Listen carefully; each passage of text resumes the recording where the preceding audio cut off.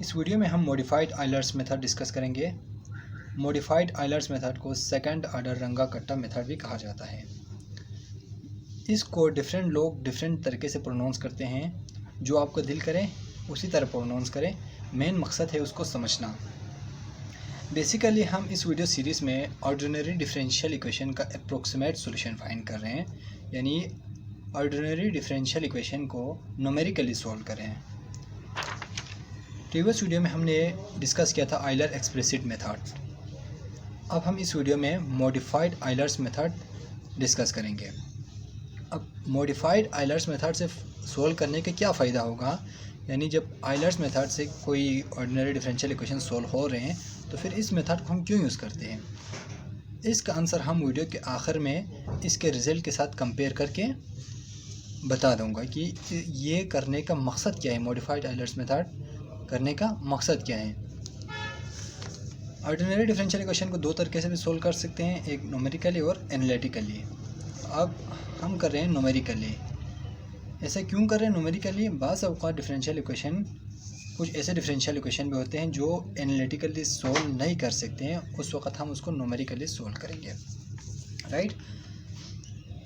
Modified Euler's method, इसका formula ये है xi+1 इक्वल टू xi+h, और जो y हैं yi+1 equal to yi+f of xi plus yi+f of xi+1 yi+1 eu into h divided by 2। इसमें आप देखें eu है, eu इसलिए लिखा है ताकि इसके साथ ये सेम ना हो, यानी yi+1 और yi+1 सेम ना हो। yi+1 फाइंड करने का फार्मूला ये है और yi+1 eu फाइंड करने का फार्मूला ये है। इस तरह हम फाइंड करते हैं। अगर हम इसी को आइलर एक्सप्लिसिट से कंपेयर कर लें इसी फार्मूले को, तो आप इसमें देख सकते हैं ये है Euler explicit method. Euler explicit method में हम f of xi yi, this is dy/dx, f of xi yi dy/dx है। dy/dx का मतलब होता है स्लोप। इसमें एक ही स्लोप यूज़ कर रहे हैं, इसमें दो स्लोप यूज़ कर रहे हैं, यानी दो पॉइंट पे xi पे भी और yi पे भी हम स्लोप फाइंड कर रहे हैं।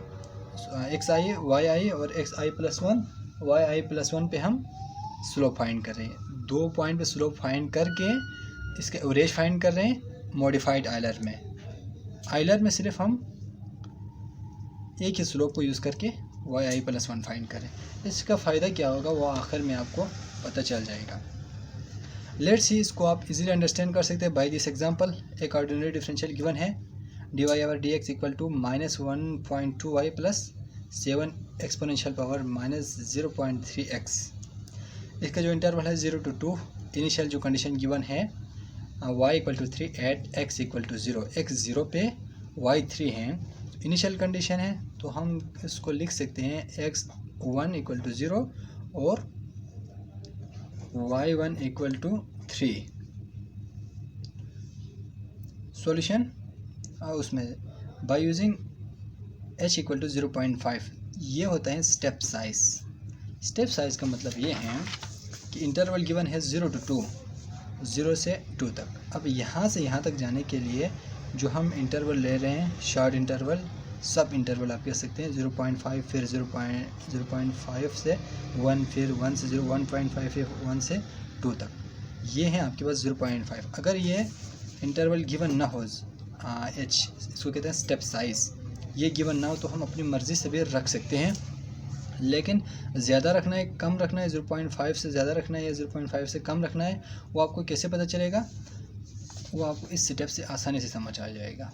इसको करने के बाद स्टेप साइज़ जो गिवन है उसको h से डिनोट करते हैं और h equal to 0.5। Number of iteration find करने का आसान तरीका ये है कि जो इंटरवल है, इंटरवल 2 - 0 कर ले, 0 से लेकर 2 तक है तो 2 - 0 किया divided by step size 0.5 equal to 4। अब इसमें आप देख सकते हैं कि जब स्टेप साइज़ को हम कम करते हैं तो नंबर ऑफ़ आइट्रेशन बढ़ेगा, ज़्यादा होगा, आपको ज़्यादा सोल्व करना पड़ेगा। यानी जब नंबर ऑफ़ आइट्रेशन कम होगा फिर आपको 2-3 स्टेप में आप इस इक्वेशन को सोल्व कर सकते हैं, लेकिन वो इतना एग्जैक्ट और एक्यूरेट नहीं होगा। तो हमने नॉर्मल रखना है कि इसकी वैल्यू 0.5 ऑलमोस्ट नॉर्मल ही है 0 और 2 का। आप उससे कम भी रख सकते हैं, सोल्व कर सकते हैं। अब नंबर ऑफ आइट्रेशन कितने हो गए, 4 हैं, तो हम इधर जो आई यूज़ हो रहे थे इसकी वैल्यू रखेंगे 1 2 3 4, यानी 4 आइट्रेशन हम इस ऑर्डिनरी डिफरेंशियल इक्वेशन का सोल्व करेंगे। 4 आइट्रेशन, जो कि हमें इधर से पता चल गया है 4 आइट्रेशन। फर्स्ट आइट्रेशन के लिए i equal to 1, i equal to 1, i 1 रखें तो आप देख सकते हैं यहाँ पे जो मेन फार्मूला है i 1 रखें तो x2 होगा equal to x1 plus h, x1 plus h, यानी जहाँ जहाँ i है आपने उधर 1 पुट कर दिया है, राइट। xi हमें पता है इनिशियल कंडीशन से विच इज़ इक्वल टू 0, तो xi की जगह पे x1 की जगह पे 0 पुट कर दिया, और h स्टेप साइज गिवन है 0.5, तो स्टेप साइज 0.5 आ गया। इन दोनों को प्लस करने से ये बनेगा आपके पास x2 इक्वल टू 0.5। अब हम y2 फाइंड करने के लिए y2 फाइंड करने के लिए जहाँ जहाँ y है उधर 2 पुट कर दें, तो y2 हो गया इक्वल टू yi 1 है, i इसमें भी पुट करने से ये बन जाएगा, और इसमें भी जहाँ जहाँ i है आप उधर 1 पुट कर दें, क्योंकि हम i इक्वल टू 1 पे सोल्व कर रहे हैं। जब ये आ गया, इसमें हमने x2 तो फाइंड कर लिया। अब y2 फाइंड करने के लिए आपको इसमें 2 चीज़ों की रिक्वायरमेंट है कि एक आपके पास f ऑफ xi yi होना चाहिए और f of x2 y2 eu होना चाहिए। जब तक ये दोनों ना हो आपके पास, उस वक्त तक आप y2 फाइंड नहीं कर सकते। अब हम ये कैसे फाइंड करें, f ऑफ xi yi, यानी ये फर्स्ट स्लोप है, ये बेसिकली क्या है, स्लोप है xi और yi पे, xi और yi मतलब स्लोप है 0 और 3 पे, राइट। इसको फाइंड करना बहुत ही आसान है, एज इट इज़ इसको इधर लिखा है। फिर हम ये फाइंड करेंगे f ऑफ xi yi, तो ये जो गिवन डिफरेंशियल इक्वेशन है dy ओवर dx, उसमें जहाँ जहाँ y है उधर y1 लिखो, जहाँ जहाँ x है उधर x1 लिखो, क्योंकि हम x1 और y1 फाइंड कर रहे हैं, राइट। इसको आप थोड़ा सा कंपेयर करके देख सकते हैं, जहाँ पे 1.2 y1 plus 7e power minus 0.3x, minus 3x की जगह पे 3 लिखें, क्योंकि यहाँ पे क्या है x1 और y1 है, राइट।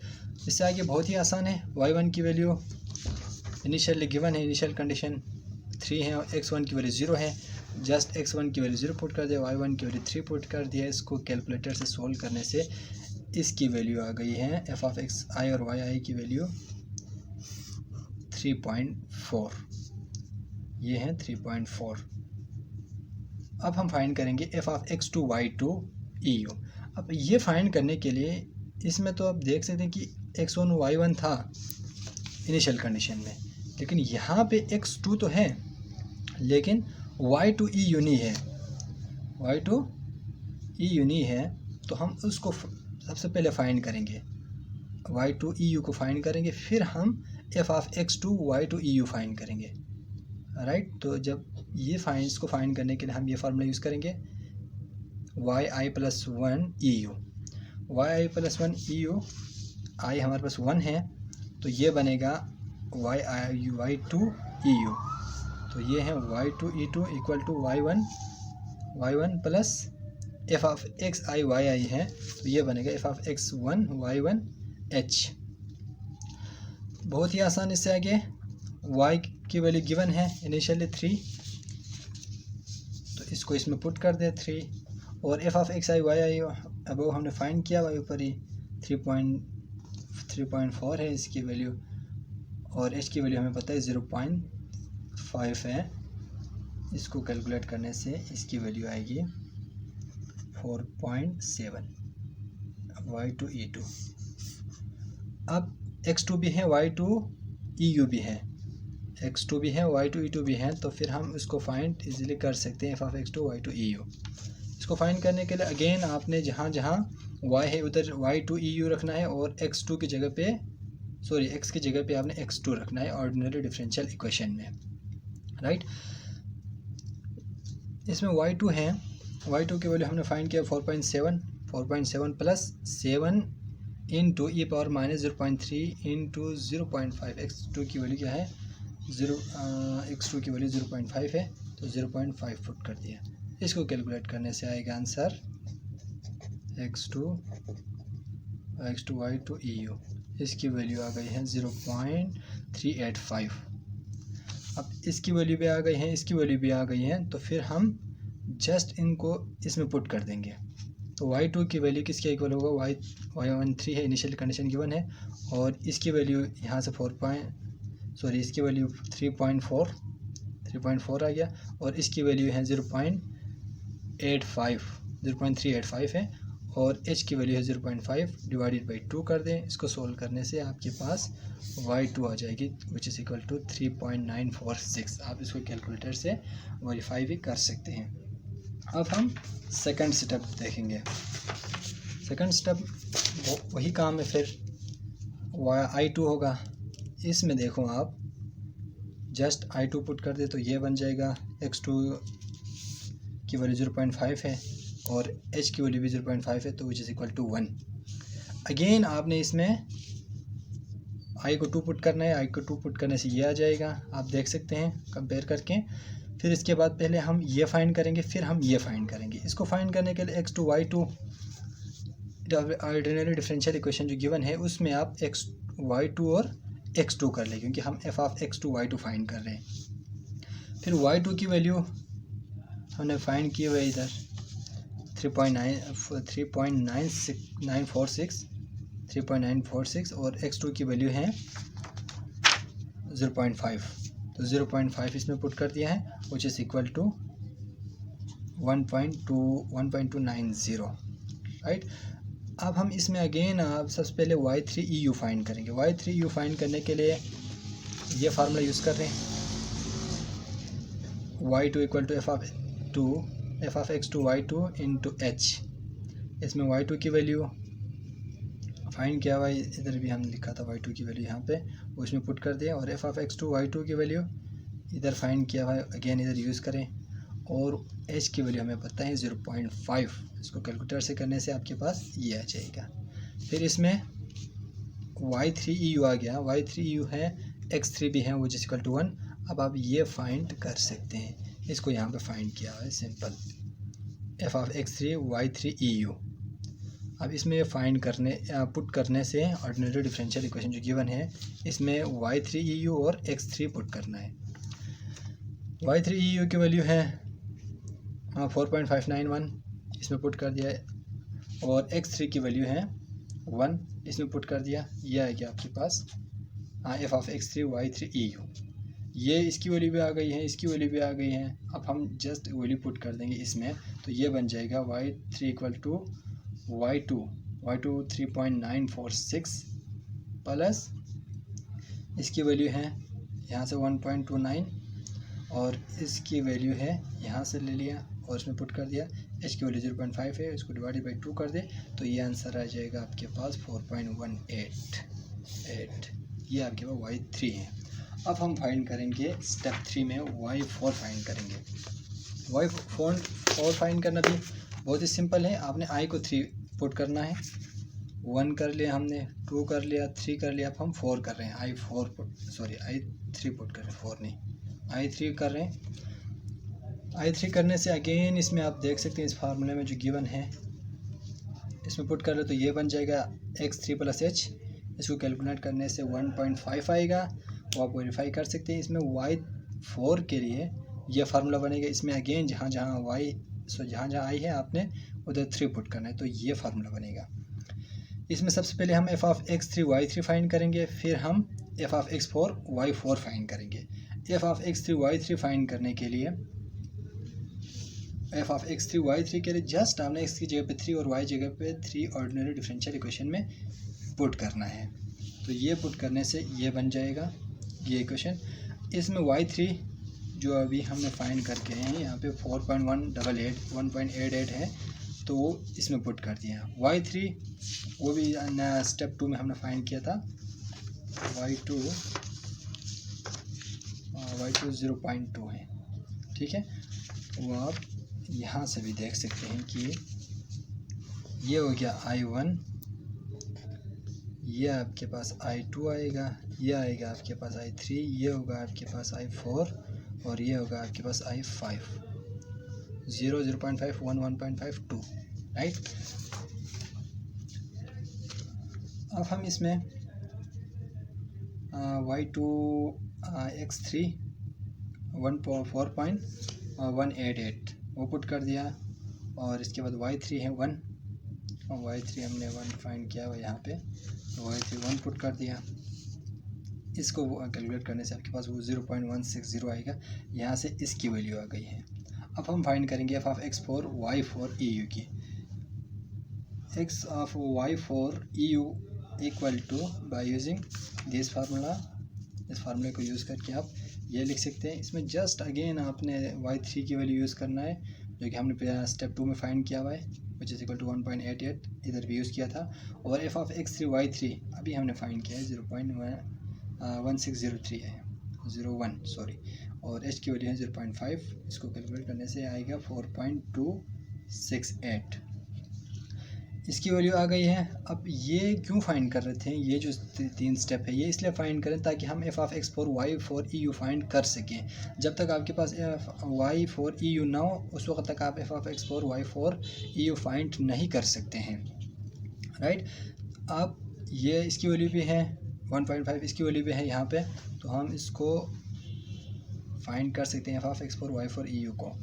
इसमें आपने जस्ट ऑर्डिनरी डिफरेंशियल इक्वेशन में y की जगह पे आपने y4 EU रखना है और x की जगह पे आपने x4 रखना है। ये कर दिया, इसकी वैल्यू हमें पता है यहाँ फाइंड किया हुआ है x4 EU, और x4 की वैल्यू है 1.5 which is equal to this. इसको कैलकुलेट करने से आपके पास ये आंसर आएगा। अब अगेन इसकी वैल्यू भी आपके पास आ गई है, इसकी वैल्यू भी आ गई है, बाकी y3 भी पता है, h भी पता है, जस्ट इसकी वैल्यू इसमें पुट कर दें। y3 की वैल्यू है 4.188 प्लस, और इसकी वैल्यू यहाँ पे आ गई यहाँ से इसको यूज़ करके, और इसकी वैल्यू यहाँ पे फाइंड किया हुआ है विच इज इक्वल दिस, और h की वैल्यू 0.5 जो कि हमें पता है, और डिवाइडेड बाई 2 करने से y4 की वैल्यू आ गई है।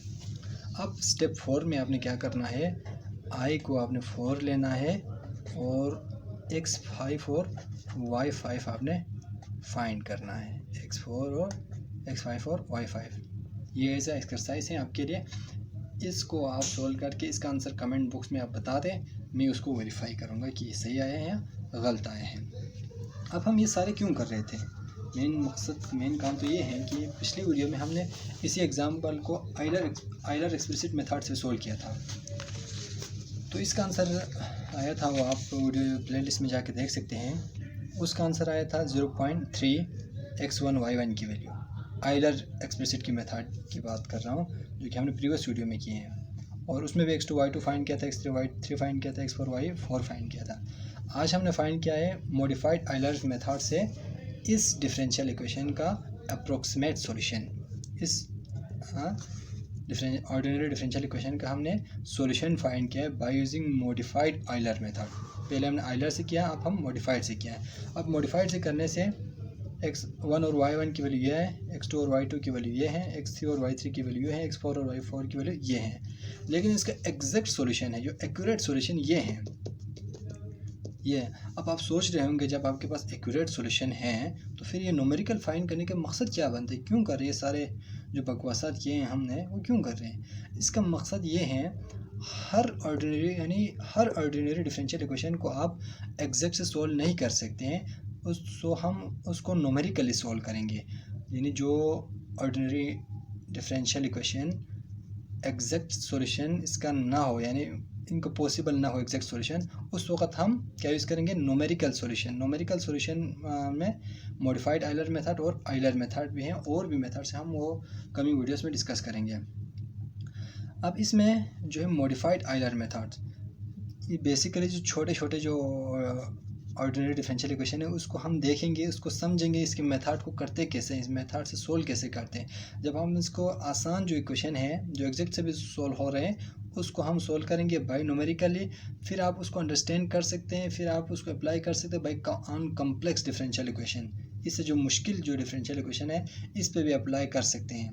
तो इसको समझाने के लिए जस्ट इसको इजी लिया है यहाँ पे, इससे मुश्किल भी हो सकते हैं वो आप मैटलैब के थ्रू या दूसरे मैथमेटिकल जो सॉफ्टवेयर हैं उसके थ्रू भी आप आसानी से कर सकते हैं। तो इसका एग्जैक्ट सॉल्यूशन है 0.3 और x2y2 की वैल्यू है 0.5 और 4.072। अब इसमें आप कंपेयर कर लें तो आइलर मेथड में और मॉडिफाइड आइलर मेथड में 0.5 पे इसकी वैल्यू है 4.7, एग्जैक्ट क्या है 0.4, लेकिन एग्जैक्ट 4.0 समथिंग है और आइलर से 4.7 आया है, मॉडिफाइड से 4.9 है, तो ये एग्जैक्ट के ज़्यादा करीब हैं। इसी तरह आप y2 को भी देख लें, y3 पे 1 और y3 एग्जैक्ट में 4.3 है, इसमें आ रहा है 4.8, तो मॉडिफाइड में आ रहा है 4.1। So this is also near exact value, this value is, ये वैल्यू करीब है एग्जैक्ट के हैं। इसी तरह आप इसमें भी देख सकते हैं x4 पे y4 की वैल्यू एग्जैक्ट में 4.107। अब इसमें देखो 4.5 आ रहा है, इसमें 4.0 है, तो ये जो वैल्यू है इसके ज़्यादा करीब हैं। तो आइलर्स से करने से ये इतना एक्यूरेट नहीं था सॉल्यूशन, लिटिल बिट एक्यूरेट था लेकिन ज़्यादा एक्यूरेट नहीं था। मॉडिफाइड आइलर मेथड से करने से ये पता चल गया कि ये बेस्ट है एज़ कम्पेयर टू आइलर से सोल्व कर रहे थे लेकिन इतना एक्यूरेट सॉल्यूशन नहीं था। मॉडिफाइड से बेस्ट है as compare to Euler. Exact solution को आपको कभी भी नहीं मिलेगा न्यूमेरिकली, तो पॉसिबल ही नहीं है, लेकिन आप बेहतर कर सकते हैं कि ज़्यादा अप्रोक्सीमेट कर सकते हैं, ज़्यादा इसके इक्विवेलेंट कर सकते हैं।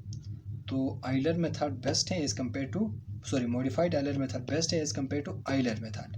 तो हम कमिंग वीडियोस में रंगा कट्टा से थर्ड ऑर्डर रंगा कट्टा मेथड डिस्कस करेंगे, which is best from both this, वो दोनों इन दोनों से वो थर्ड ऑर्डर बेस्ट है। फिर हम फोर्थ डिस्कस करेंगे, वो फोर्थ सबसे बेस्ट होता है इन तीनों से। आइलर को फर्स्ट ऑर्डर भी कहा जाता है, फर्स्ट ऑर्डर रंगा कट्टा मेथड, मॉडिफाइड को सेकंड ऑर्डर रंगा कट्टा मेथड, और जो कमिंग वीडियोस में हम डिस्कस करेंगे वो थर्ड ऑर्डर रंगा कट्टा मेथड होगा।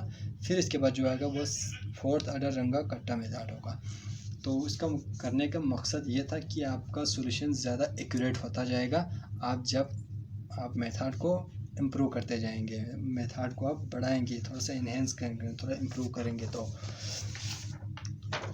इसमें आप समझ गए होंगे कि आइलर एक्सप्लिसिट मेथड में एक स्लोप यूज़ करने से और मॉडिफाइड आइलर्स मेथड में 2 स्लोप यूज़ करने से क्या फ़र्क पड़ा है।